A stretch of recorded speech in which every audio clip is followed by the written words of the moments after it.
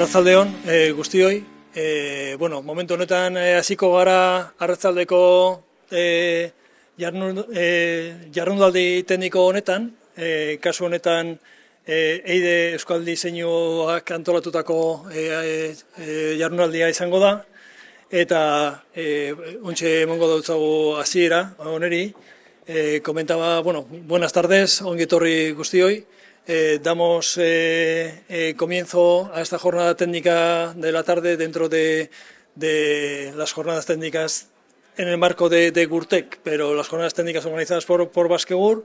En este caso tenemos, gracias a la asociación EIDE, de la Asociación de Diseño Vasco, que va a organizar este taller, en el cual va a ser presentado por el gerente de EIDE, Benicio Aguerrea, y los ponentes participantes del taller serán Elisa de los Reyes, de Pérez Estudio, José Luis Revuelta, de Revuelta Estudio, y John Abad.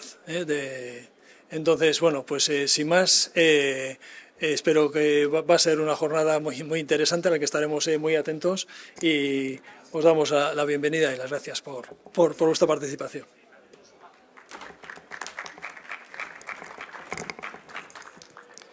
Arratsaldeon, buenas tardes y, bueno, lo primero, muchas gracias a Baskegur por darnos la oportunidad de organizar este taller.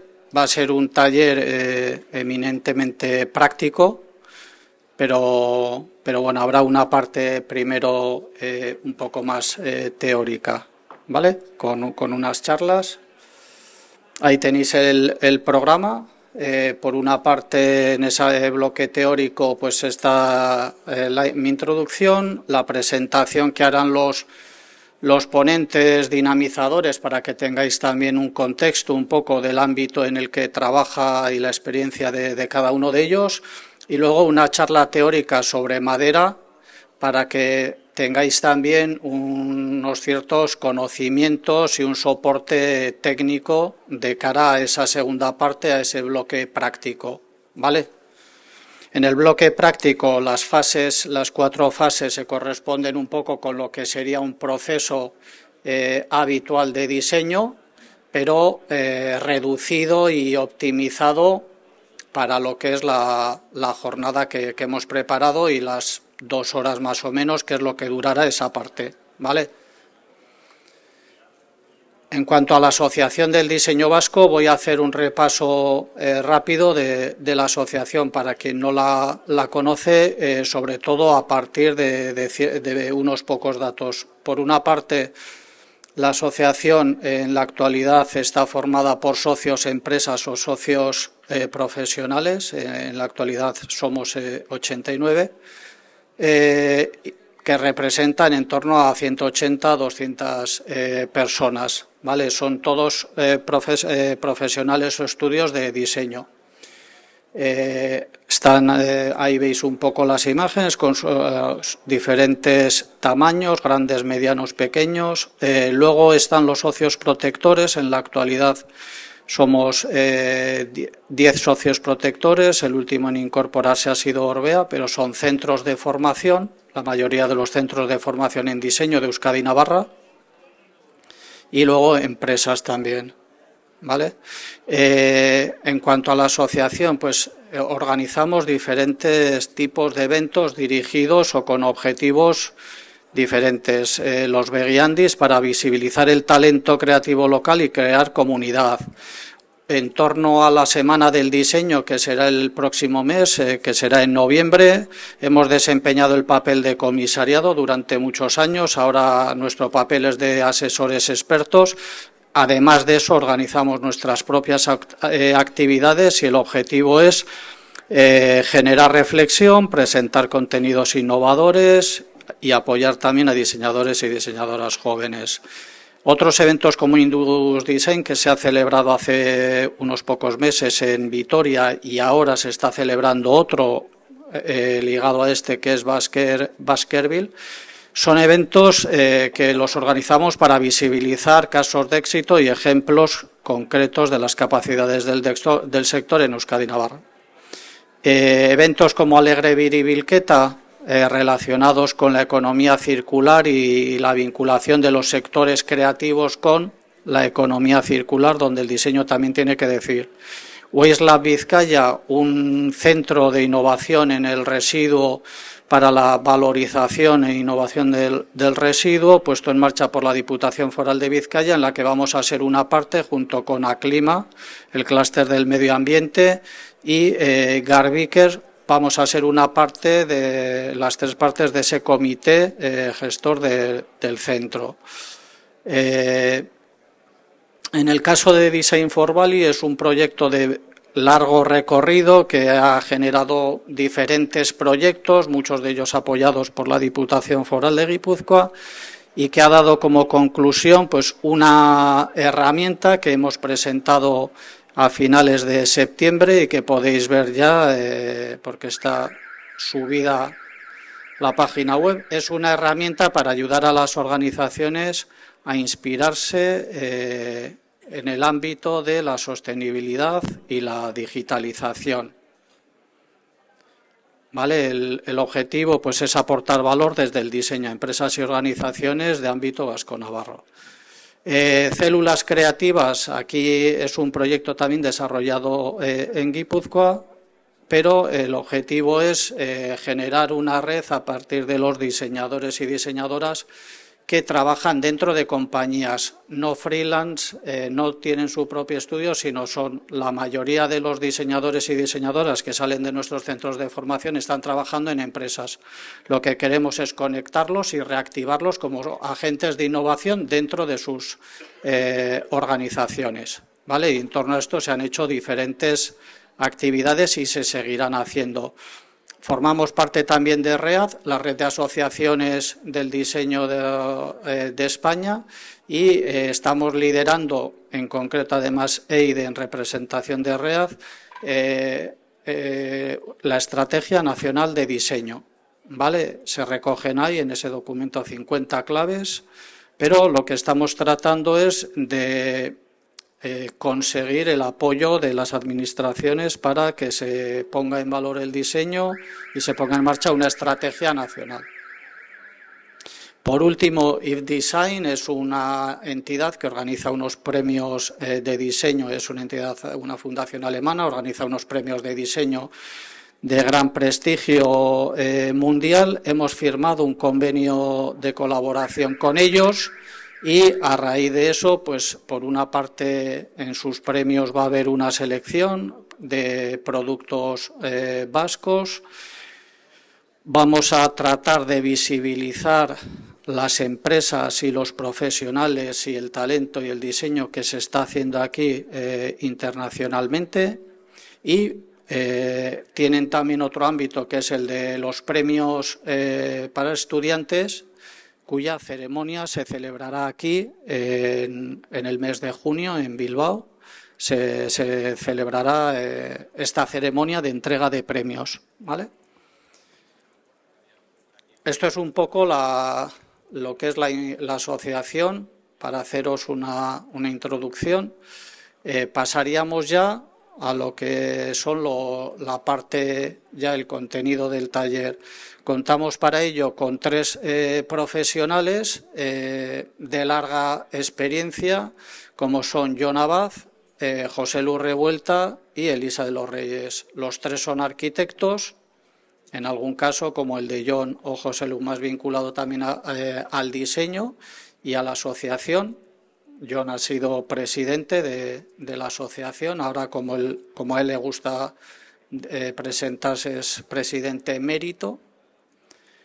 José Lu es miembro de la asociación también, es docente, y Elisa de los Reyes, pues este año ostenta el comisariado de la Bilbao Vizcaya Design Week, con lo que está también muy relacionado con lo que va a ser el contenido del taller, ¿vale? Sin más, voy a dar paso ya a los ponentes. Cada uno de ellos hará su presentación, como decía al principio, para que tengáis ese contexto, y luego pasaremos ya a la charla teórica de José Lu, un poco para trasladaros un poco de conocimiento en torno a la madera, tecnologías, diferentes materiales, etcétera. ¿Vale? Pues sin más, John, si quieres, empiezas tú, luego Joselu y luego Elisa. ¿Vale?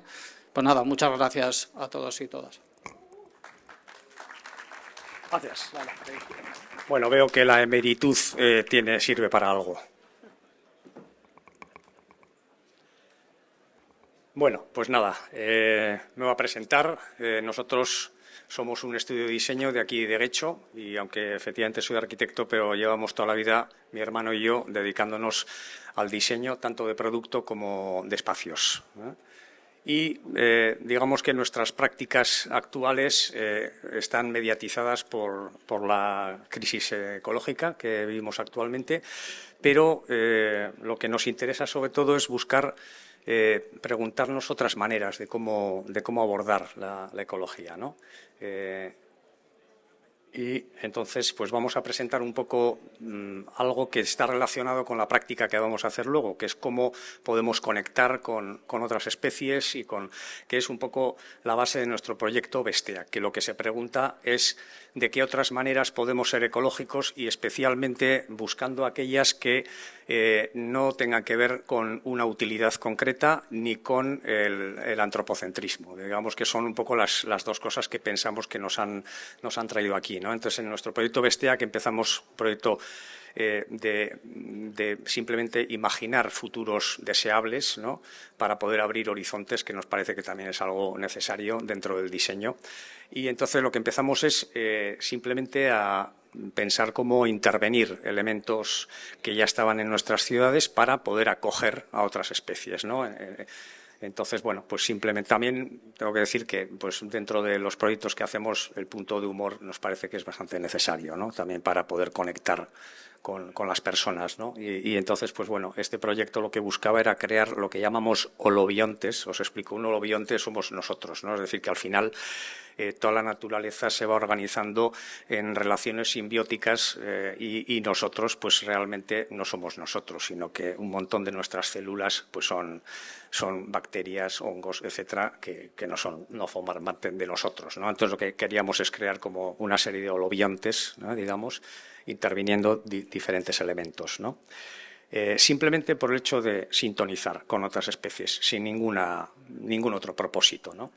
Este año nos han invitado a un proyecto europeo que se ha hecho en Zorrozaurre y aquí sí que hemos intentado dar un paso más para intentar resolver algún problema y en este caso hemos desarrollado este proyecto a través de la relación especialmente con el mundo gatuno, que es un problema que ya conocíamos un poco, sobre todo el de los gatos callejeros. Y entonces, bueno, pues hemos hecho unas estructuras. Ya veis que en muchos de los casos no estamos trabajando con madera. Luego os explicaré un poco cuál ha sido nuestra evolución, pero sí trabajamos con muchos residuos, porque precisamente uno de nuestros objetivos dentro de la economía circular es hacer proyectos sensibilizadores, ¿no? Entonces, bueno, en este caso es un parque infantil que habíamos desmontado, que habíamos reutilizado por segunda vez y aquí por tercera vez pues lo hemos convertido en unos espacios que no solamente están centrados en los gatos, sino que además también pues intentamos crear ecosistemas, ¿no? En la parte superior pues hay un espacio pues para insectos o también hay plantas que están relacionadas con los gatos y todo esto pues los propios proyectos a veces te van llevando a sitios y en este caso pues nos llevó a conocer a otra comunidad que es la comunidad gatuna de muchas personas, mujeres en su mayoría, que se dedican a cuidar a los gatos callejeros, a esterilizarlos, a alimentarlos, etcétera. Y bueno, pues no pudimos menos que estar también, hicimos un par de talleres ayudados por nuestra compañera Marta, que hizo de facilitadora, pues para ir profundizando un poco, ¿vale? Bueno, algunos otros proyectos que tenemos pero que no hemos realizado, pues por ejemplo este sí sería en madera, este es algo que nos imaginamos como un sistema que podría estar en zonas de charcas que conocemos de nuestra zona, de los acantilados de la Galea y tal, donde hay charcas pues para las ranas y tal, pues bueno, que tengan también algunos insectos alrededor y puedan crear ahí sus relaciones que nunca son ingenuas tampoco, porque ahí pasarán cosas. Y bueno, esto es un sistema que lo que permitiría sería, pues, con distintas piezas de madera, poderlos estructurar de distintas maneras, ¿no? O, por ejemplo, este que está pensado para el humedal de Bolúe, pues bueno, donde pensamos, aquí es un homenaje a la desaparecida Torre Nakarin de triste recuerdo, que bueno, pues es como que puede acoger a las aves migratorias que pasan por ahí, ¿verdad? Pero bueno, voy a retroceder un poco porque empieza un poco por lo más inspirador, por lo último que estamos haciendo, pero nosotros llevamos una larga trayectoria y venimos de una tradición familiar, ¿no? Entonces voy a ir un poco marcha atrás, vamos a ir un poco atrás en el tiempo. Y bueno, pues nuestros padres se dedicaron al diseño toda la vida. Nuestro padre era uno de los pioneros del diseño en los años 50, nuestra madre tenía una tienda de muebles, así que no es raro que de los 6 hermanos que somos 5 nos hayamos dedicado a esto, ¿no? al mundo del diseño. Y hemos trabajado durante muchos años para empresas muy industriales. Aquí sí trabajábamos en madera, de un modo muy industrial y sobre todo cuando lo que estaba de moda especialmente no era la madera, sino que era el aluminio y el vidrio, ¿eh? Pero bueno, tampoco entonces los problemas ecológicos eran los de ahora y tampoco puedo decir que fueran igual unas prácticas demasiado ecológicas, ¿no? Pero bueno, mejor que con aluminio probablemente, ¿no? Bueno, la mayor parte del trabajo que hacíamos entonces es un tipo de trabajo más bien de tablas, que lo que se hace es con aglomerado y con chapa, ¿eh? Salvo en algunas piezas singulares donde ahí se pueden intervenir también piezas curvadas, piezas de contrachapado curvado, que también son bastante habituales, o pues en unas patas de una mesa sí se utiliza macizo. Pero normalmente el macizo no es, aparte que es caro, no es bueno para piezas que luego se acaban moviendo mucho, ¿eh? Luego veremos un poco todo este tipo de cosas. Entonces, en el año 2008, 2009, cuando vino la crisis, pues prácticamente nuestros clientes desaparecieron y entonces mi hermano y yo decidimos retomar otro camino, ¿no? Incorporar nuevos valores y, pues como es lo habitual, nos fuimos al extremo contrario, ¿no? Y aquí os voy a enseñar un par de proyectos de artesanía, digamos, ¿no? Empezamos a conectar con muchos artesanos de otros materiales también, pero concretamente empezamos a trabajar con la madera también. Aquí ya veis que la aproximación es totalmente diferente. Este es un par de alas, que ya estábamos también introduciendo en este momento la economía circular, en el sentido que no es una mesa, son unas alas que se pueden acoplar a la mesa que sea y que las convierte en una mesa de reuniones, ¿no? Y en este caso ya veis que la aproximación a la madera es muy diferente. Escogimos precisamente una madera de fresno magnífica que tenía esos fallos, esas grietas que para nosotros ya no son fallos, sino son elementos que le dan esa expresividad, ¿no? Incluso colocando esos nudos para que no se abriera más, ¿no? O esta estantería también la hicimos con madera maciza, ¿verdad? Como os decía, también hemos hecho diseño de espacios. En este caso os voy a enseñar un proyecto que hicimos para una semana del diseño en el 2018 y básicamente ya estábamos empezando a mezclar no solo la artesanía normal, sino la artesanía digital también, todo el mundo del 3D, y en este proyecto lo que hicimos es simplemente utilizar unos perfiles de 30 por 30, 40 por 40, con unos nudos impresos en 3D con plástico reciclado, y con todo ello fuimos componiendo esa estructura y haciendo, pues, con 6 nudos resolvimos, digamos, toda la estructura, ¿eh? Y bueno, unos años antes habíamos utilizado también la madera laminada, en este caso para hacer otra exposición de la Semana del Diseño. Aquí lo que hicimos fueron como distintos escenarios y bueno, todo lo que usamos, mesas, algunos paneles, incluso los asientos, ahí estábamos utilizando esta madera que está bastante bien, porque lo que nos permite es cortarla con curvas, etcétera, y que siempre siga apareciendo lo que es la madera, ¿verdad? Bueno, en el 2020 iniciamos un proyecto que ya estaba centrado exclusivamente en la economía circular como protagonista, y obtuvimos un premio europeo que nos permitió desarrollarlo en Fadura, en Guecho, en un espacio de ocio y de estudio. Entonces, este proyecto sobre todo estaba buscando no solo la la parte de hacer cosas circularmente, sino también la sensibilización de las personas, ¿no? Y en este caso no solamente una sensibilización pasiva, sino activa, porque el proyecto incluía también la co-creación con esas personas, con las personas que estaban usando ese espacio. Hicimos varios talleres, tanto de información, de cuáles eran las necesidades, como incluso de contraste ya de algunas de las soluciones.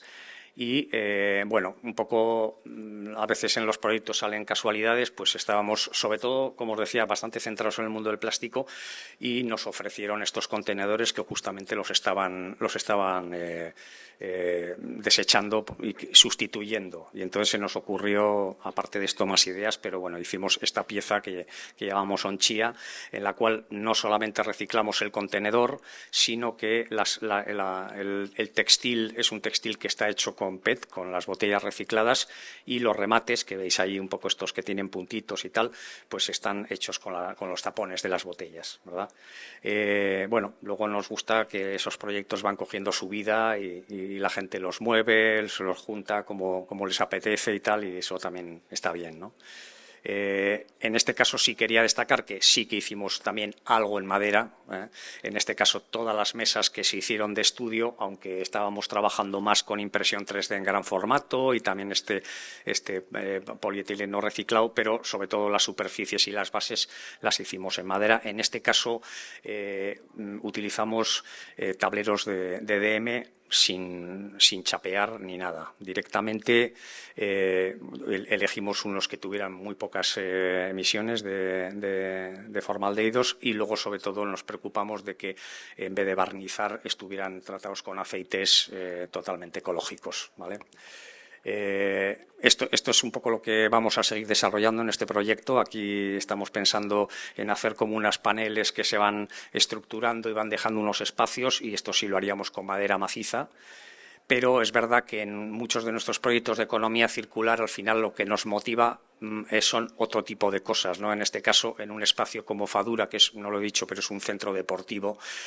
Para quien no lo conozca, pues claro, lo primero que nos imaginamos es que tienen que tirar muchas redes. Entonces, esas mesas las queríamos separar con algunas estructuras con redes donde puedan crecer plantas también, ¿no? Alrededor, ¿no? O cómo diseñar unas basuras que puedan ser atractivas y que puedan sensibilizar también a los jóvenes, porque pueda ser algo como más de juego. Bien, bueno, voy a abreviar. Entonces, tenemos un par de proyectos últimos que tienen que ver con otro material que no es la madera, pero que tiene que ver con los árboles, porque hemos hecho un par de proyectos en corcho. Entonces, este es un proyecto que hicimos con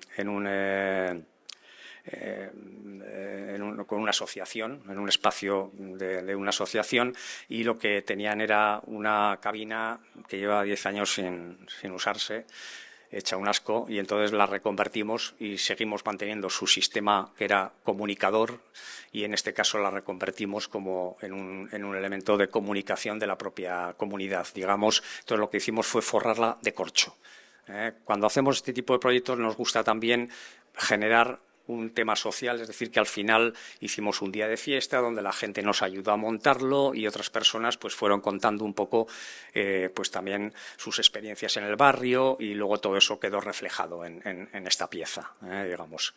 Y bueno, pues este es el último proyecto que hemos realizado, que es un stand, es un poco más serio porque el cliente lo es, pero donde también hemos podido utilizar el material del corcho, ¿no? En este caso con unas ventanas hechas contra chapao.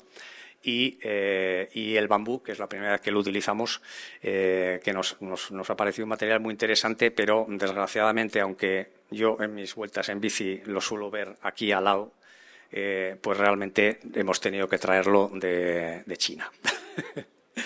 Bueno, es lo que hay. Y nada, por acabar ya, simplemente, como no he enseñado muchas cosas de upcycling en madera, simplemente quería enseñar unos ejemplos de empresas que están haciendo trabajo en madera en upcycling, que también se puede hacer. Normalmente en Holanda hay empresas que trabajan el upcycling bastante bien, o en la arquitectura también. Muchas gracias.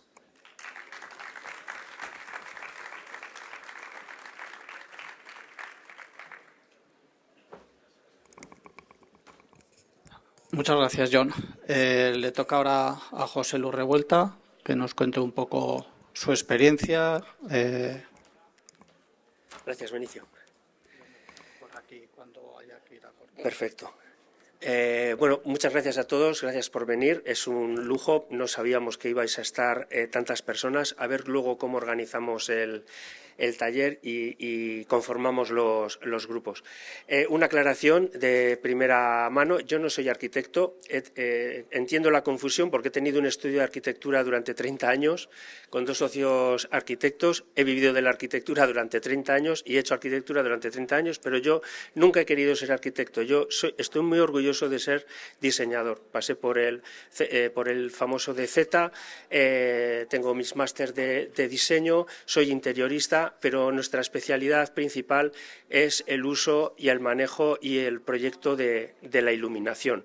Esa es una especialidad de la que no os voy a hablar hoy aquí, pero tengo un código QR que cualquiera que le interese se va a poder descargar nuestro dossier y vea el tipo de trabajos que hacemos. De ese dossier lo que he intentado es pulir un poco lo que sería una presentación dedicada única y exclusivamente a lo que nosotros nos ha tocado hacer en madera. Tenemos un estudio pequeño. Después de abandonar aquel despacho, junté un nuevo equipo de trabajo. Es todo gente joven. Hay un arquitecto, Martín, y también lighting designer, como yo. Está John, que es ingeniero.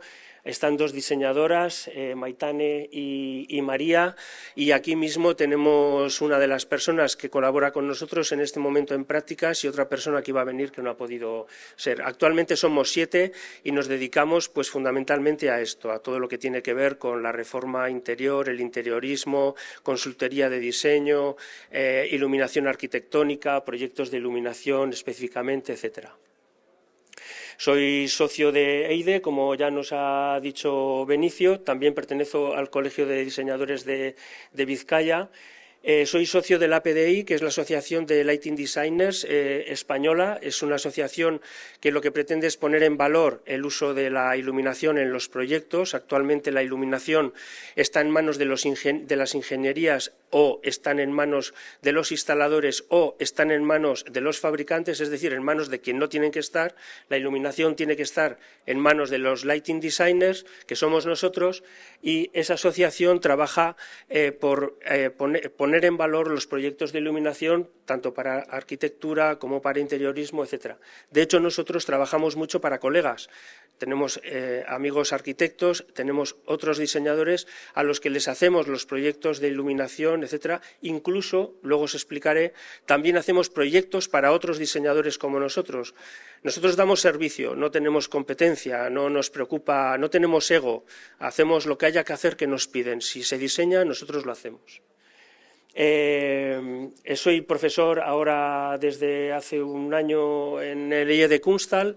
Allí doy construcción a los futuros diseñadores interioristas y también doy un módulo de capacitación profesional para Lighting Designer, que es un módulo muy interesante si os interesa o sois interioristas o arquitectos y os interesa adquirir más conocimientos en relación a la luz, al uso de la luz, etcétera. Os invito a que hagáis este curso, es muy interesante y bueno, he pasado y pertenezco al sector de las industrias creativas, tengo un montón de contactos allí, trabajamos proyectos juntos, etcétera. Pero hay una cosa muy importante que no tiene que ver con la luz, pero sí que es el ser socio de honor de Slow Light. Slow Light es una asociación de gente preocupada por el exceso de contaminación lumínica que conlleva el que no veamos las estrellas. Las estrellas, el firmamento, forma parte principal de nuestra cultura y desde hace ya un par de generaciones nosotros hemos perdido el acceso al cielo. No os digo nuestros hijos. Y eso es perder poetas, eso es perder artistas, es perder científicos y es perder filósofos, porque es el enfrentarnos al cielo lo que nos da la dimensión profunda de entender lo pequeños que somos y del sitio que ocupamos en el universo. Bueno, cuando os traigo específicamente cosas relacionadas con la madera, en su momento se nos encargó un proyecto para intentar unificar todo el sistema de veladores, de terrazas que hay en la hostelería de Bilbao, etcétera. Bueno, nosotros trabajamos una propuesta basada en pino radiata, que es luego probablemente lo comentemos, es un pino, es un material en el que gran parte de la industria maderera de Euskadi basa su trabajo, ¿vale? Nosotros, los japoneses basan su cultura en el atún rojo, pues nosotros la de la madera la basamos en el pino radiata. Bueno, aquí hay una propuesta para usar TFT, como es un velador que tiene sus jardineras, etcétera. Bueno, y se quedó, como proyecto, se quedó guardado en un cajón, aunque nosotros lo cobramos, afortunadamente. Esta es la valla que hicimos también para el Ayuntamiento de Bilbao. Es una propuesta que nos hace un encargo que el Ayuntamiento de Bilbao hace a Baskegur. Cuando estaba haciendo esta selección no tenía ni idea de que la tenemos aquí, porque este es otro de los proyectos que hemos hecho para Baskegur. Y mira, casualidad, el que quiera enredar y tocar y subirse encima de ella va a comprobar lo potente que es como valla. Nos pidieron una valla para eventos en la que no se estropease la foto. Y el programa, el briefing que nos dieron fue precisamente ese, que no se estropee la foto, ¿no? Porque a veces hay que preparar los recorridos de las autoridades cuando salen del ayuntamiento, entran, se va a hacer una inauguración, se va a hacer el encendido de Navidad, etcétera, y aquello se llena de vallas de aluminio amarillas, feas, golpeadas entre sí y tal.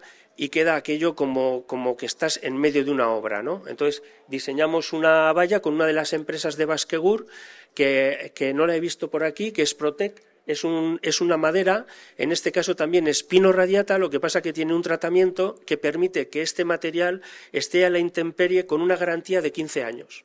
Ellos, el tratamiento que dan para la intemperie de esta madera les permite poderla abandonar durante 15 años y dan garantía de ello.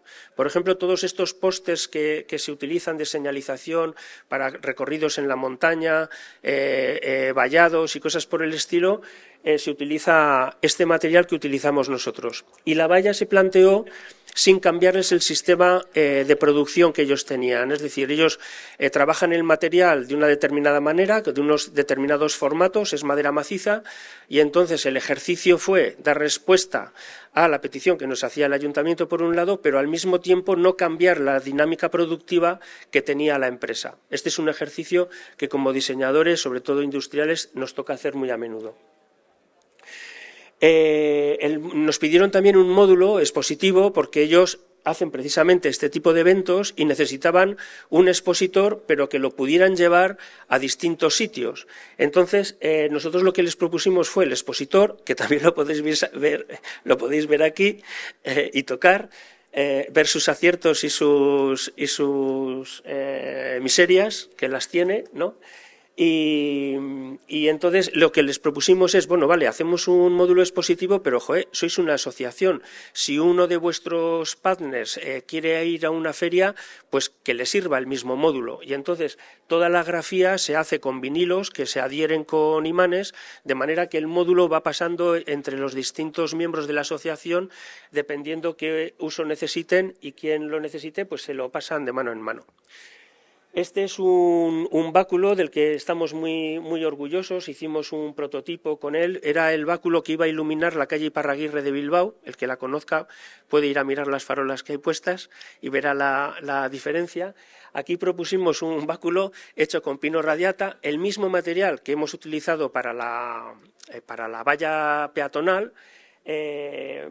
Cuando hagamos el taller hablaremos probablemente de este tipo de cosas, ¿no? La parte inferior, que es la que más sufre, porque en Bilbao la limpieza la hacemos con manguera, ¿no? La hacemos usando agua, y es el sitio donde los animales que tanto le gustan a John pues hacen sus deposiciones y hacen el pis en la parte baja y todo esto, pues bueno, pues este báculo también tiene una pieza inferior, ¿no? que sirve para hacer mantenimiento con ella, y es lo que permite que el báculo pueda tener una vida más larga que la de por sí tendría por estar hecha en madera.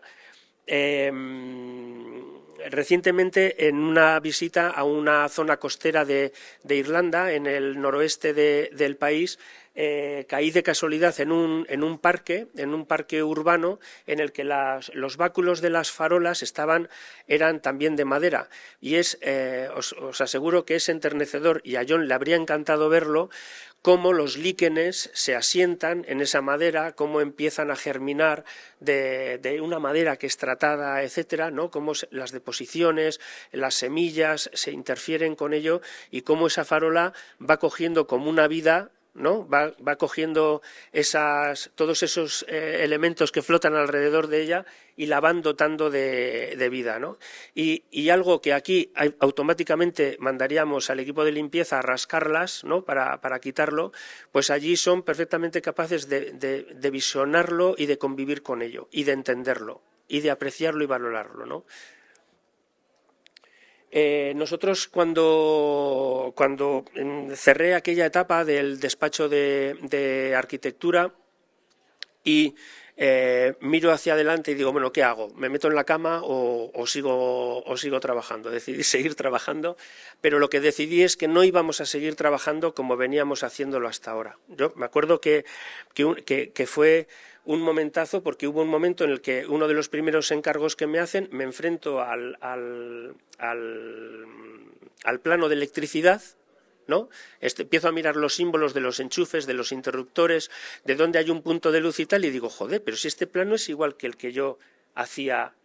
Entonces empecé a mirar, tengo los CDs con proyectos y tal, y digo, ¿cuál fue el primer proyecto que nosotros hicimos en Disaro, que era la empresa que yo tenía y tal? Entonces me voy a los 90, una vivienda bifamiliar, y saco el plano de electricidad y era exactamente igual. Los mismos símbolos, la misma forma de representar, la misma definición de los símbolos, porque están sacados del código técnico, y digo, o sea, ¿qué está pasando aquí? 32 años y seguimos haciendo todo igual. Y entonces, a partir de ahí, entro en una fase de reflexión profunda conmigo y con la profesión, y digo, pues vamos a dar una vuelta a esto. Y entonces procedimos a digitalizar todos los sistemas de trabajo. No voy a decir que erradicamos AutoCAD del despacho, porque lo usamos, porque, como os he dicho, trabajamos para muchos colegas que nos presentan en Revit y en otros formatos, y los tenemos que usar. Pero todo nuestro trabajo está basado en modelos 3D.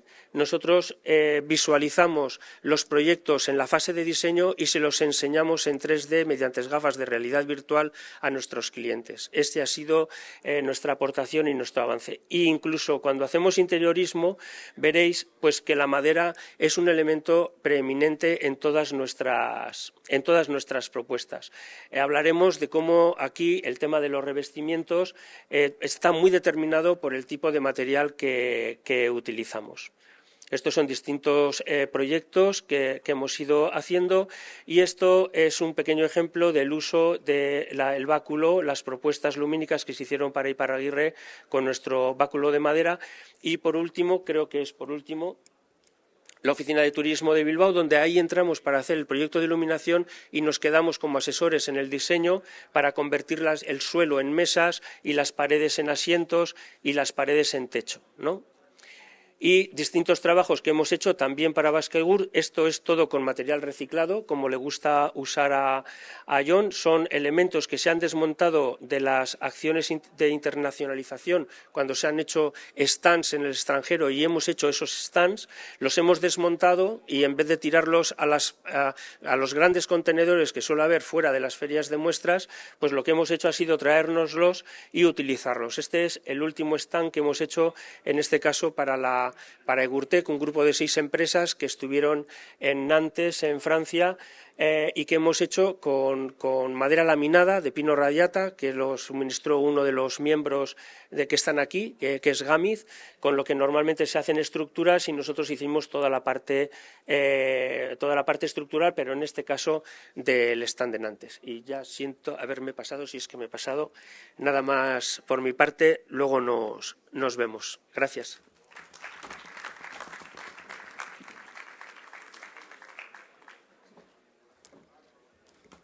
Muchas gracias, José Lu. Es el turno de Elisa de los Reyes, que tiene también 15 minutos para contarnos. No, José, lo has cumplido, ¿eh? Sí, lo que pasa es que te he avisado por si acaso. Vale. Bueno, tú también. Bueno, gracias. Vale. Bueno, pues Arratsaldeon, buenas tardes a todas y a todos. Bueno, os cuento. Vale, yo soy Elisa de los Reyes García, vengo de PC Studios, somos un equipo de mujeres arquitectas que llevamos desde 2006 trabajando sobre proyectos que van desde el diseño urbano hasta la arquitectura, el espacio público, siempre con una perspectiva ecológica, participativa y feminista. Y eso, y trabajamos también desde la innovación y la colaboración, ¿no? Tenemos como como trabajamos en este ámbito de la innovación, tenemos como esta parte más de proyectos, consultoría, ¿no? Como más aplicada, y también una parte de generación de conocimiento y de educación. Hoy os quería contar, sobre todo, pensando en el taller posterior, como proyectos, trabajamos muchísimo con madera, pero proyectos además con esta relación fuerte con el medio natural, ¿no? Que en realidad, es también una constante en nuestra práctica, pero con este perfil. Y también tanto proyectos más urbanos de diseño como proyectos de interiores, ¿no? De construcción. No vamos a entrar en la edificación porque me parece que sería otro ámbito, ¿no? Diferente, no tan relacionado con el taller que haremos hoy. Sobre el tipo de proyectos que realizamos, hemos realizado proyectos de estrategia de innovación urbana, como esta exposición, participamos en la exposición en el MoMA de Nueva York en 2016, en la exposición Uneven Growth, junto a 12 equipos de todo el mundo, trabajando sobre 5 ciudades, una en cada continente, por parejas.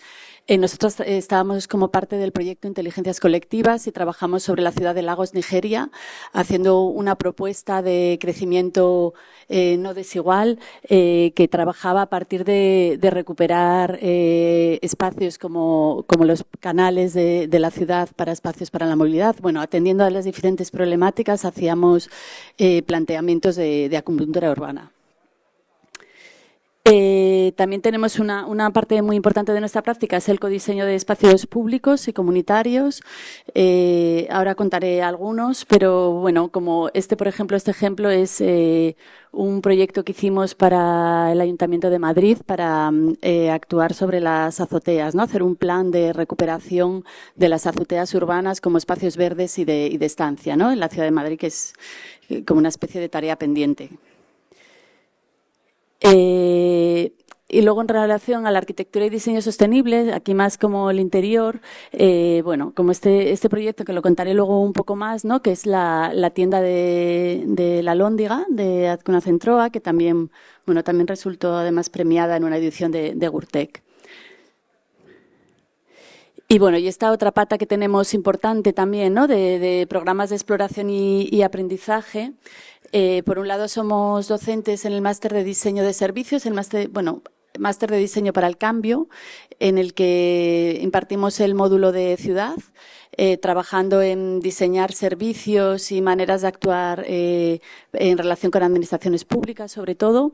Y, por ejemplo, este cartel también realizamos seminarios puntualmente en diferentes escuelas de diseño y universidades del mundo. Este cartel es de unos seminarios que realizamos durante varios años en Parsons The New School en Nueva York, en el Master for Urban Ecologies, ¿no? Que es una formación realmente que nos interesa muchísimo. Vale, este proyecto, que es un proyecto como muy antiguo, pero me parecía muy interesante sacarlo a colación en relación al taller de después, ¿no? Con el enfoque del taller, pensando en cómo podemos diseñar con madera, pero además establecer relaciones diferentes con el medio natural.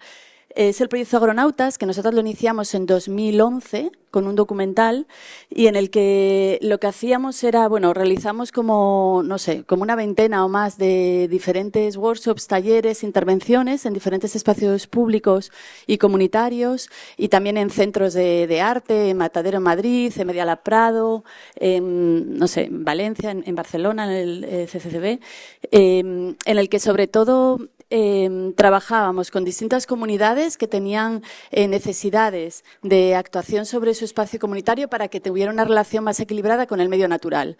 Y sobre todo lo quería contar porque este papel de la madera, que me parecía importante reivindicarlo como un material que es muy maleable, muy fácil de trabajar con él, que permite hacer muchos prototipos, muchas pruebas, permite trabajar de manera colaborativa, es ligero.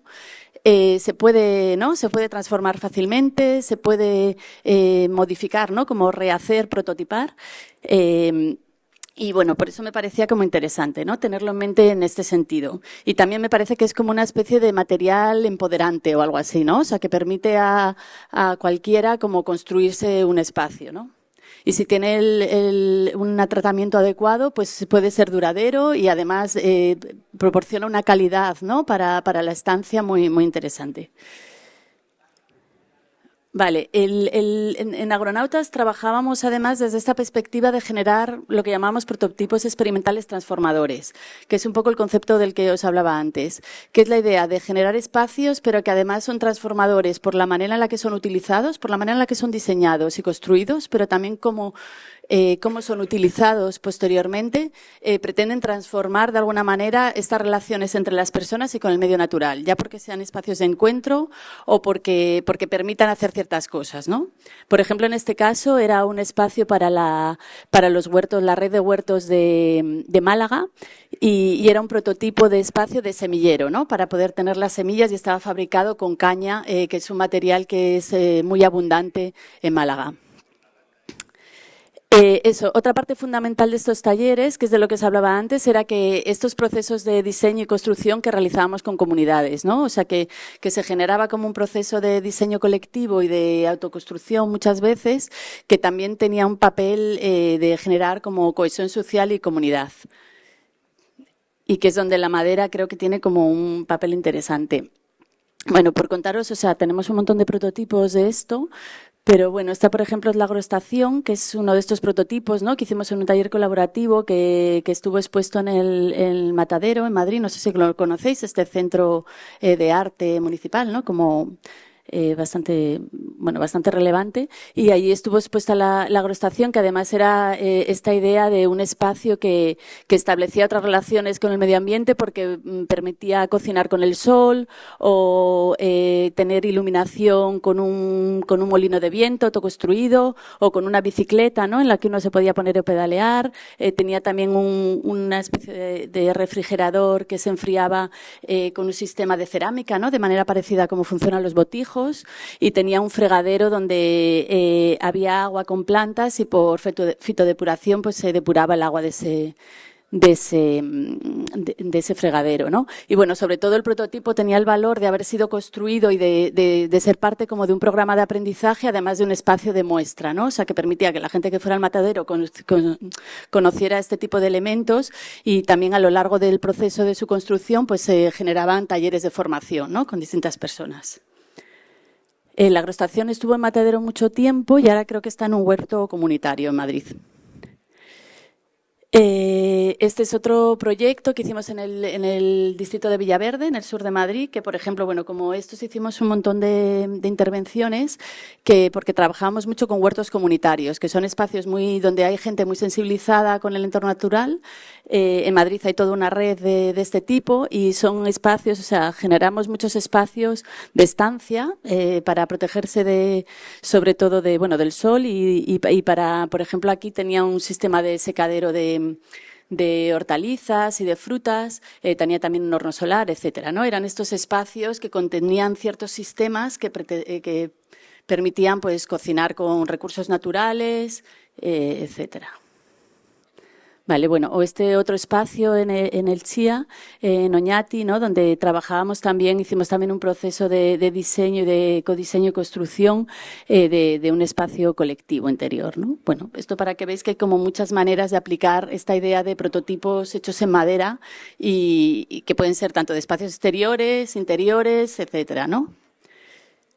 Vale, otro proyecto que quería contaros rápidamente es Ciudades Bióticas, que en realidad es una línea que surge como desde 2015 aproximadamente, a partir un poco de esta trayectoria de Agronautas, que es un poco dar este salto posterior de pensar cómo deberían de ser las ciudades si tuviéramos como estas relaciones en diferentes ámbitos como más desarrolladas, ¿no? O sea, la idea de transformar las ciudades de manera global. Nosotros, bueno, contamos que Ciudades Bióticas es este planteamiento de hacer que las ciudades se transformen para promover la vida, que es algo como muy básico que debería de ocurrir en las ciudades, pero bueno, solo hace falta llegar a la explanada del Bec para ver que muchas veces, ¿no?, las ciudades no promueven tanto la vida. Entonces, ¿cómo sería esta ciudad biótica que nos imaginamos? Pues, por ejemplo, tendría una presencia vegetal y animal mucho más fuerte. Habría una conexión entre las distintas escalas, ¿no? Entre el territorio que está en el fondo de la imagen y los microorganismos que crecen en la laguna, ¿no?, de este espacio público, donde la gente además es un espacio de estancia, de cuidados, de encuentro, donde incluso hay espacios de producción alimentaria, etcétera. Y eso, Ciudades Bióticas, pues surge un poco de esta situación de crisis actual, ¿no? Por un lado, una crisis social y ecológica, por otro lado, un momento de cambio, ¿no?, en nuestras sociedades y en Euskadi en particular. Estamos en un momento también de envejecimiento de la población bastante fuerte, un aumento de la multiculturalidad, y por eso creemos que, bueno, las ciudades siguen estando diseñadas para una persona tipo que casualmente es un hombre joven, sano y normativo, y creemos que las ciudades, bueno, que deberían de ser para todo el mundo, ¿no? Entonces creemos que una de las soluciones también pasa porque las personas participen en ese diseño, ¿no?, que puedan aportar cómo creen que deberían de ser esas ciudades, ¿no? Bueno, y nos hacemos estas preguntas, ¿no? ¿Cómo sería una ciudad que fuera codiseñada por sus habitantes? Y también si realmente cuidaría a las personas y a su medio ambiente, porque creemos que es necesario no solo hacerlo de manera participada, sino generar mecanismos para establecer estas relaciones con el medio natural y con los cuidados, ¿no? Porque es algo que puede ser que no surja tan espontáneamente, ¿no?, de estas situaciones de participativas. Bueno, uno de los proyectos como iniciales de Ciudades Bióticas para nosotros fue la Agroplaza Getafe, que justo era un espacio público en Getafe, en el sur de Madrid. Nos pidieron hacer una actuación para la Semana de la Sostenibilidad y planteamos hacer esta intervención que constaba de una serie de elementos de mobiliario urbano que bebían de todos estos proyectos que habíamos desarrollado en Agronautas a través de talleres colaborativos en diferentes localizaciones, ¿no?, bueno, en España a nivel estatal, también en otros sitios fuera, en el extranjero, y donde planteamos que hubiera como 5 áreas temáticas, ¿no? Como decíamos, ¿qué 5 cosas hacen falta para que las ciudades tengan esta relación más equilibrada con el medio natural, ¿no? Entonces había un espacio de energía, uno de residuos, uno de agua, uno de cultivo y un espacio social para realizar talleres. En cada uno de estos espacios había estos elementos que incorporaban algunos de estos sistemas que habíamos ido desarrollando en esos talleres, ¿no?, que eran talleres muy de prototipado, muy de investigación. Pues la idea era como generar un mobiliario urbano que incorporara esto de manera natural, ¿no? Sobre todo pensando en la situación que ocurría en esta plaza, que era una plaza encima de un aparcamiento donde era muy difícil pues instalar vegetación, y el mobiliario era como una solución bastante útil, ¿no?, para la plaza. Entonces, bueno, para que veáis como alguno de los ejemplos, por ejemplo, ese espacio de cultivo urbano, ¿no?, que era que tenía como un huerto. También había, en este área de cultivo, por ejemplo, había también un jardín que se regaba con el agua de la lluvia, ¿no?, que tenía como una especie de cubierta con un depósito. Otros de los elementos que tenían mucho éxito eran los que generaban energía con el movimiento humano. como por ejemplo este columpio, ¿no? Que con el movimiento del balancín del juego pues permitía iluminar, era como una farola, ¿no? Que producía energía. O esto, ¿no? Este espacio que mediante el pedaleo uno podía conectar su móvil y tenía un altavoz y entonces podías escuchar la música que tú pusieras en el móvil como más alta, ¿no? Entonces ahí había como un montón de chavales del barrio y tal, ¿no? Que iban a pedalear en este espacio. Este proyecto de la Agroplaza, a través de un proyecto europeo, planteamos el escalarlo y lo trajimos aquí a Bilbao, a la plaza de Quiriquiño, en el barrio de Irala, que bueno, que no sé si conocéis, que es una plaza bastante, bueno, con sus problemáticas, ¿no? Porque es una plaza en fondo de saco, muy complicada. Y planteamos, bueno, un proceso participativo en el que a partir de estos sistemas tipo agroplaza, ¿no? A través de estos mobiliarios equipados, generar una intervención, ¿no? Hicimos en este caso un proceso participativo en el que se trabajó sobre qué elementos podía incorporar y, bueno, finalmente se diseñó este espacio que se ilumina, ¿no? Como que tiene como con energía renovable se autoilumina, que tiene vegetación, que es una especie de escenario, pero luego tiene también una grada, bueno, que era esta idea como de espacio para realizar actividades. Y luego ya solo quería contaros así muy rápido, por tener como esta visión como de espacios también más arquitectónicos e interiores. Uno era la tienda de la Alhóndiga, que bueno, supongo que, no sé, seguramente la conoceréis porque está como en un sitio muy, muy visible y muy público. Aquí trabajábamos a partir de una serie de elementos, ¿no? O sea, es un espacio muy pequeñito, pero bueno, tenía, bueno, y si la conocéis veréis que está como muy llena de cosas, ¿no? Querían como meter muchísimas cosas allí. Entonces hicimos como una especie de bueno, esto se debería de mover, verse los diferentes módulos, ¿no? Que a partir de este sistema de módulo pues se generan todos los elementos, ¿no? O sea, a veces tiene más almacenaje, menos, diferentes cubos, etcétera. Y otro de los abordajes interesantes, creo, del proyecto era esta relación con las instalaciones, ¿no? O sea, todo el cubrimiento del techo era una manera como de integrar la iluminación de manera sencilla y además de evitar de alguna manera, ¿no? Todas estas instalaciones que realmente esto fue una especie de encaje de bolillos, ¿no? El ir evitando, ¿no? El qué perfil era el que tenía que tener esa madera. Y bueno, este es el espacio, está hecho con madera de pino y con paneles de viruta de madera. No funcionan Bueno, tenía un GIF aquí donde se veía cómo salían los módulos y bueno, no sé si alguna vez habéis estado, pero también un condicionante muy grande de estos elementos era que tuvieran ruedas, ¿no? Que se pudieran mover y por eso muchas veces veis que hacen mercadillos y tal y es esta idea de sacar los módulos al exterior.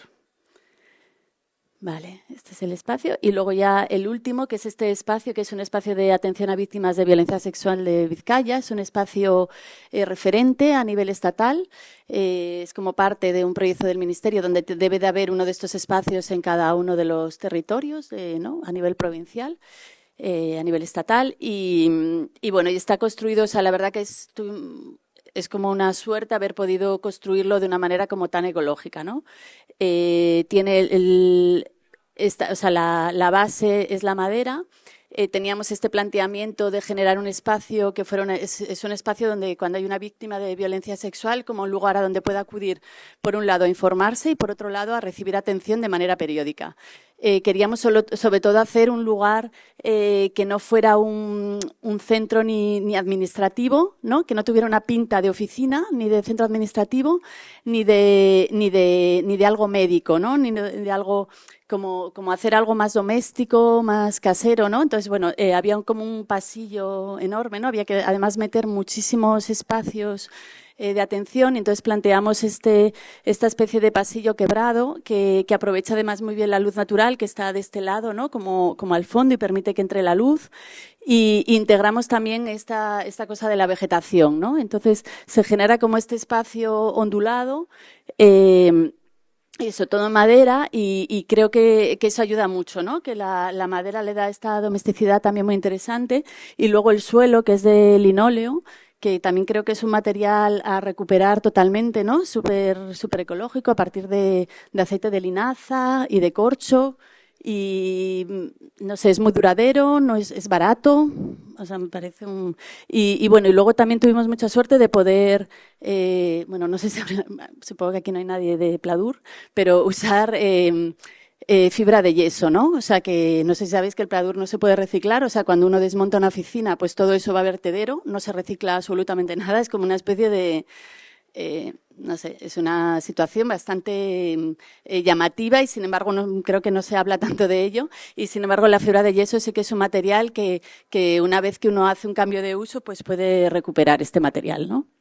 Y, bueno, solo algunas... Eso, la terraza también es de madera y también trabajamos con Protec. Bueno, en casi toda la madera que usamos para exterior trabajamos con Protec aquí en Bilbao y en Euskadi.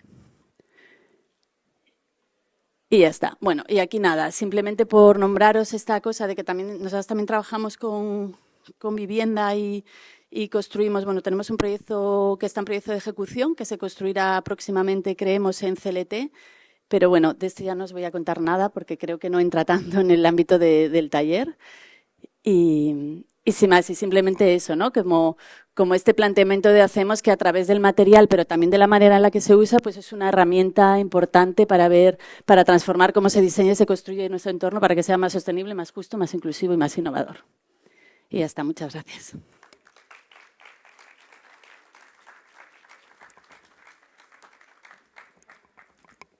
Muchas gracias, Elisa. Bueno, pues después de estas 3 ponencias donde habéis visto un poco la diferente experiencia, trayectoria y demás de cada uno de ellos y formas de abordar el diseño, José Lu os va a dar ahora una serie de conocimientos. Vamos a intentar concentrar un poco la píldora, que no sea una clase al uso, pero sí que nos parecía interesante también que trasladara ciertos conocimientos en torno a la madera, ¿vale? Gracias, Benicio. 15 minutos y cuarto y 20 máximo. Vale. Venga. Bueno, me han pedido que corra, estáis de enhorabuena, así que vamos a pasar pin por los temas, pero sí que me gustaría que haré hincapié en alguna de las cosas que creo que es interesante que escuchéis. En fin, ya sé que es una mala hora para estar aguantando tanta chapa. Intentaremos que lo que os llegue a las orejas sea lo suficientemente ameno como para que no os durmáis.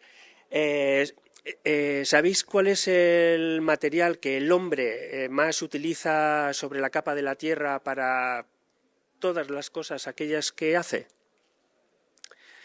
Es el agua. Pero después del agua, el material que más usamos como especie es el hormigón. El agua y el hormigón, ¿no? Pero esto no ha sido siempre así.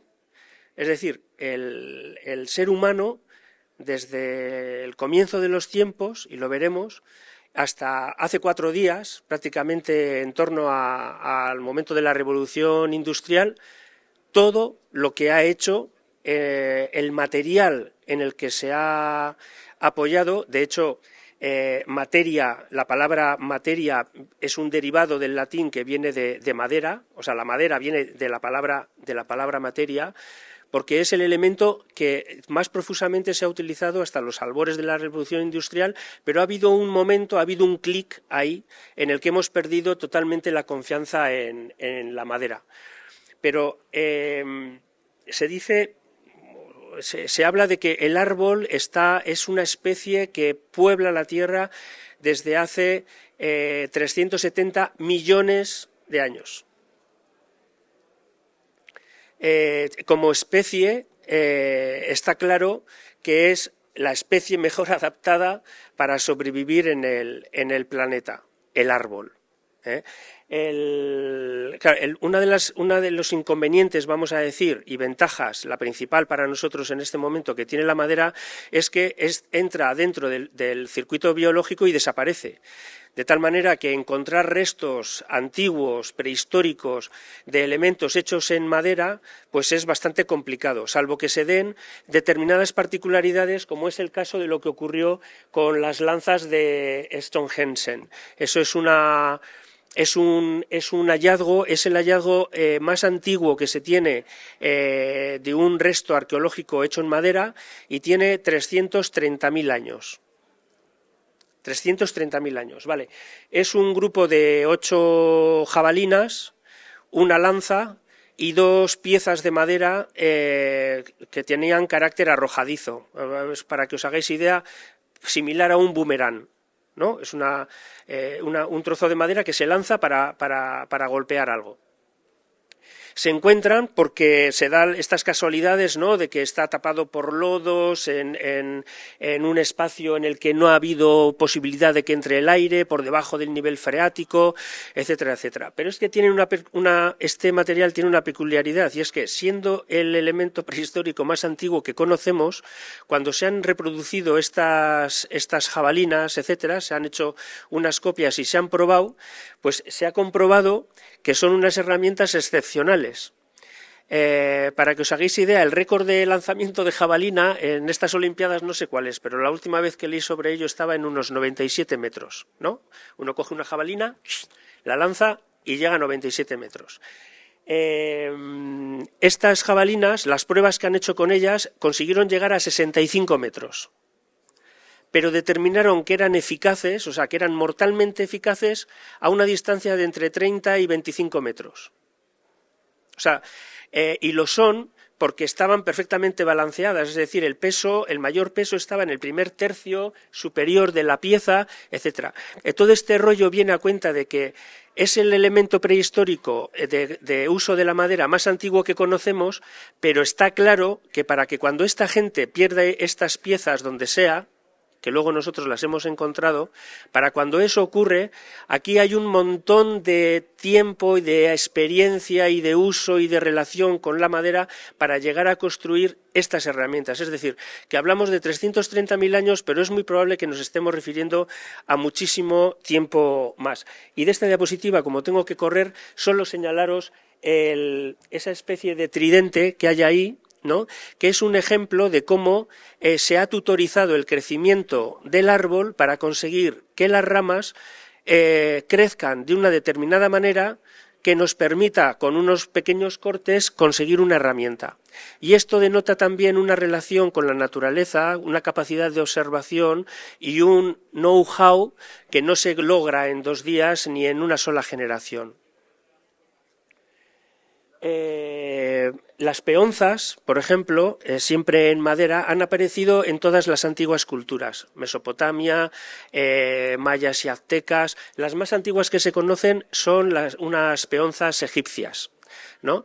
Y decimos, joder, pues una peonza, pues un juguete, tal, ¿no? Pero es que aquí hay movimiento, hay giro, el giro está vinculado a las armas arrojadizas, al boomerang, pero también a las herramientas para hacer fuego. Es decir, que volvemos otra vez a tener un elemento, además universalmente compartido, pero lleno de una gran sabiduría. Por poner un ejemplo de lo que es la tecnología de la madera, de la que nosotros bebemos ahora, hubo un momento en el que construir un barco de las características que estáis viendo ahí es el equivalente a lo que está haciendo Space para hacer retornar un cohete y apoyarlo en la propia torre del que acaba de salir. Es decir, es una tecnología espacial de su tiempo.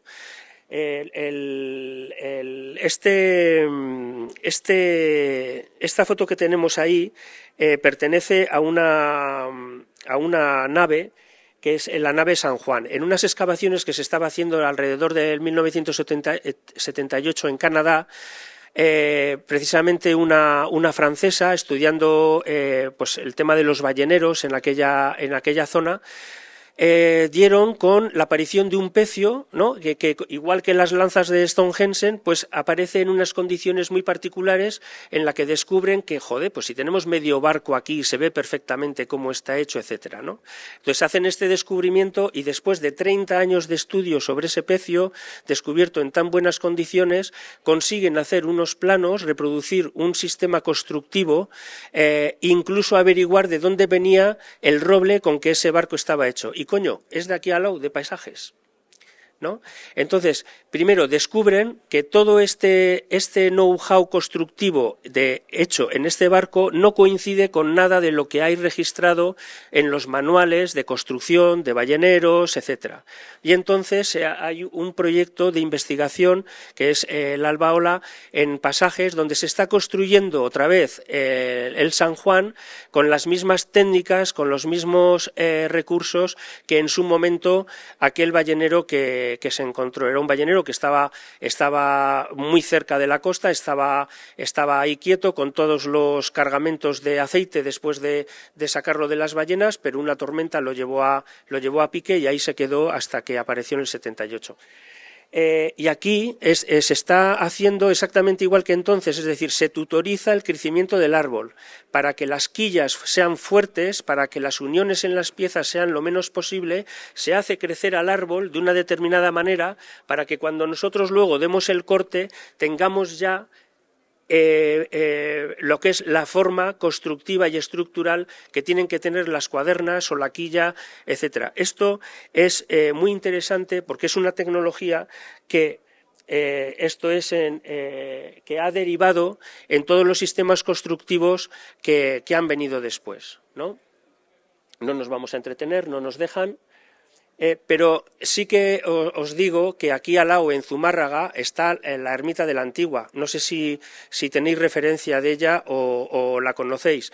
Esto es acojonante, sencillamente, así de claro. O sea, no hay otra palabra para definirlo. No hay una tuerca, no hay un tornillo, no hay un hierro, no hay nada que no sea un sistema constructivo en madera del siglo XII, y es sencillamente entrar ahí, te quedas anodadado. Si a alguien le da pereza a ir, tengo unos amigos que lo tienen digitalizado el recorrido en 3D, se llaman Movere, entonces tienen lo hicieron precisamente y lo tienen fotografiado de manera que te puedes mover en 360 grados y puedes ver la riqueza que hay de tallas, de uniones constructivas, etcétera, que es algo, ya os digo, impresionante. Merece la pena la visita, está aquí al lado.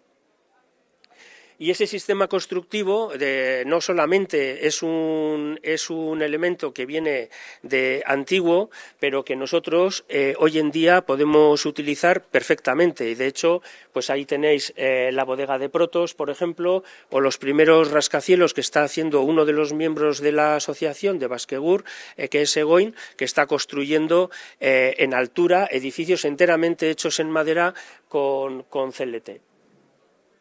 Bueno, el tema de, obviamente aquí hay una cuestión que no gusta mucho hablar en estos entornos, parece que hablamos de corridas de toros, ¿verdad?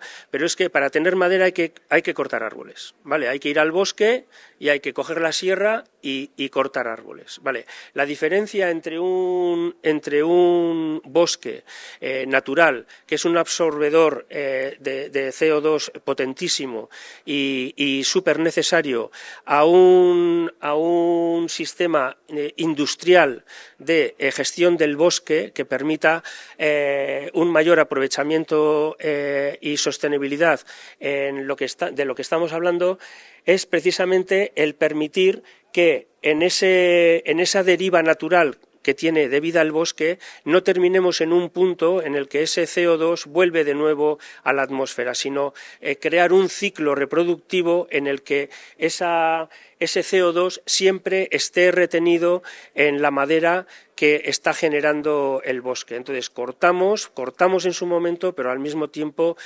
plantamos. Y eso se hace manteniendo los tiempos y los ritmos naturales de crecimiento que tiene la naturaleza. Es un ciclo que aquí lo podéis ver, en el que no se desperdicia absolutamente nada, ¿no? Hasta el último residuo se termina convirtiendo en pellets. Aquí veréis que hay alguna empresa también que los produce, que es, o sea, lo último de lo último, el último resto, la viruta que barremos se convierte también en energía, en material combustible. ¿Cómo es esa gestión? ¿La hace cualquiera? No, esas gestiones tienen que ser certificadas. En el País Vasco y una industria maderera de una calidad excepcional. Las industrias tienen un nivel de tecnología que sorprende. Si tenéis ocasión de verdad ir a un aserradero o ver cómo fabrica Suaisky sus ventanas, es increíble. No, hasta que no lo ves no lo entiendes, pero sobre todo lo importante de esto es que toda esa madera que nosotros decimos que está cultivada, que está gestionada, que tiene trazabilidad, va certificada con los distintos sellos que permiten saber que se está haciendo un uso sostenible de los recursos naturales. Esa producción en madera tiene distintos formatos, no nos vamos a extender, cada uno de ellos nos va a permitir distintas funciones. En el recorrido profesional que habéis visto de nosotros tres, prácticamente los hemos tocado casi todos, o sea, la madera laminada para hacer estructuras, los tableros de CLT, los chapados, la propia madera maciza, en fin, para cada función tenemos aquello que necesitamos y una industria potente detrás. La madera es un elemento natural y, por lo tanto, cualquier característica de carácter natural que queréis aplicarle, lo tiene. Pero si hay que poner en relevancia o en valor alguna, os diría que tiene, por ejemplo, particularmente las características de aislamiento son fundamentales. Es un transmisor de humedad, reacciona, es un transpirador, es un perfecto material fonoabsorbente. No es lo mismo un restaurante terminado con una lámina en madera que una formica que lo imite. El carácter acústico que va a tener ese local no va a tener nada que ver. La transpiración, la forma de mantener la temperatura dentro del local no va a tener nada que ver si es madera o si es un laminado plástico. Y otra de las características que tiene, y lo vais a ver en alguno de los ejemplos que pasaremos rápido, es la ductibilidad y la facilidad con que podemos conseguir prácticamente hacer cualquier cosa con ello. Nuestro trabajo, en nuestro caso como interioristas, está muy determinado por la madera contrachapeada. Son bases de maderas de inferiores calidades en general, que luego van chapeadas con una madera de mayor categoría, con el acabado definitivo, que se consigue pues prácticamente como cuando afilamos el lapicero, ¿no? Esa capa que vamos pelando el tronco, no vamos consiguiendo una serie de láminas, y esas láminas se procesan, se unen, se convierten en un tablero que a su vez se pega como una lámina encima de otros tableros que van con las vetas, etcétera, cruzadas para garantizar la estabilidad estructural del propio tablero, y se consiguen, pues en nuestro caso, por ejemplo, revestimientos. Lo usamos para suelos, lo usamos para paredes, lo usamos para confeccionar muebles con acabados de madera, etcétera. Me da igual hablar de interiores que de exteriores, es decir, o sea, también lo acabamos de ver en los ejercicios de nuestros compañeros, o sea, la madera admite prácticamente cualquier uso, y hay que decir que la madera, que esta es la parte que más a mí me pone, no tiene límites. Es decir, si tú lo piensas, si crees o tienes una herramienta que es capaz de diseñarlo, lo vas a poder hacer con madera prácticamente seguro.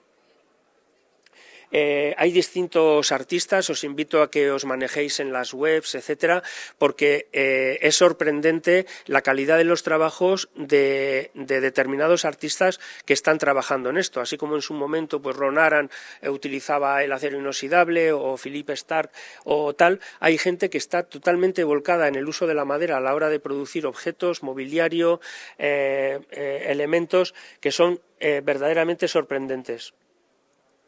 El diseño paramétrico es una herramienta de diseño que tenemos actualmente, que hasta ahora no hemos tenido, que permite la optimización de los diseños, permite enfrentarnos a hacer ejercicios de uso de la madera que de otra manera es prácticamente impensable, nos permite poderlo llevar a término, diseccionar trabajar con elementos que luego nosotros podemos aglutinar para conseguir todas aquellas formas y elementos que queramos, herramientas tipo Rhinocero o Grasshopper, que nos dan todo el despiece de los materiales que nos van a permitir construir esto, bien sea para instalaciones para lo que es directamente construcción, como para lo que son instalaciones efímeras, la reutilización de elementos de madera recuperados de la construcción, y todo aquello que nosotros se nos ocurra, desde propuestas urbanas, propuestas estructurales internas, ondulaciones, formas. No nos dejemos limitar por nuestros... O sea, nos limita más las ideas que nosotros tenemos que lo que realmente se puede llegar a hacer. Yo os invito a que trabajéis con la madera no condicionados por el hecho de que estéis trabajando en madera, sino sencillamente que trabajéis con el impulso de querer crear algo, y seguramente se podrá hacer en madera. Hace poco caía una lectura en mis manos en la que no me acuerdo ahora el personaje en cuestión, pero venía a decir que cualquier producto que nosotros hasta ahora hemos estado sacando del petróleo, de la industria que usa el petróleo como base para producir objetos, todo lo que tiene que ver con el plástico, etcétera, se puede hacer en madera, que incluye cualquier sector, desde lo que es la moda, los perfumes, la vestimenta, las zapatillas son de corcho, las gafas que son de madera, como estas, el automovilístico, cualquier sector admite la incorporación de un diseño en madera si somos lo suficientemente proactivos como para llevarlos a término. Actualmente la impresión en 3D está revolucionando también el uso de la madera. Imaginaros que tenéis que reconstruir, sobre todo, por ejemplo, a la hora de recuperar elementos que ya existen, que necesitan una determinada talla o completar un determinado detalle en algún elemento antiguo o perdido. Pues hoy en día, por ejemplo, con la incorporación de fibras de madera aglutinadas con resinas, etcétera, pues se puede llegar a imprimir directamente en madera, que ya es el sumum del aprovechamiento del material, porque no usas ni una brizna más del material que necesitas para construir en 3D. Y cuando digo que no hay límite, es que no lo hay. O sea, lo que hace esta mujer, Elisa Strothing, pues ha desarrollado una especie de sustituto del textil basándose en madera, con lo que es capaz de hacer pues cualquier cosa que hiciéramos, desde unas cortinas, unos manteles o pues un bolso o una sobrecama, etcétera. Y la última vuelta de tuerca, la inteligencia artificial, ¿no? La inteligencia artificial unida al diseño paramétrico y unida a la impresión en 3D, lo que nos pone ya es en un mundo en el que nos vuela la cabeza, nos la vuela a todos. No solamente en los procesos industriales, ahora mismo la inteligencia artificial se está utilizando para contar las unidades de palets o de piezas que lleva una máquina que pasa por un determinado punto, ¿no? Antes tenía que haber una persona que lo contabilizase, etcétera. Ahora se cargan y se descargan los camiones y con sistemas ópticos de reconocimiento se sabe el número de piezas que entran, el número de piezas que salen, etcétera. Pero no solamente a niveles industriales, también a niveles creativos. Nos puede llevar a sitios que para nosotros ahora mismo son impensables. Y finalmente, si al diseño paramétrico, a la impresión 3D, a la inteligencia artificial le añadimos una propuesta biofílica en la que lo que estamos haciendo queremos que vuelva otra vez a la tierra, que es un poco el gesto natural que haría un árbol que cae rendido después de su vida libre en mitad del bosque, pues ese sería un ejercicio también para proponer en aquellas cosas que ponemos sobre la tierra y que salen de nuestros despachos. Y con esto y un bizcocho al taller a trabajar sobre esto. Espero que os haya gustado. Más rápido imposible.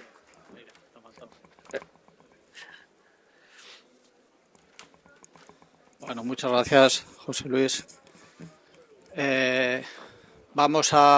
Con esto terminamos el bloque teórico que comentaba antes y entonces ahora vamos a pasar ya a la práctica.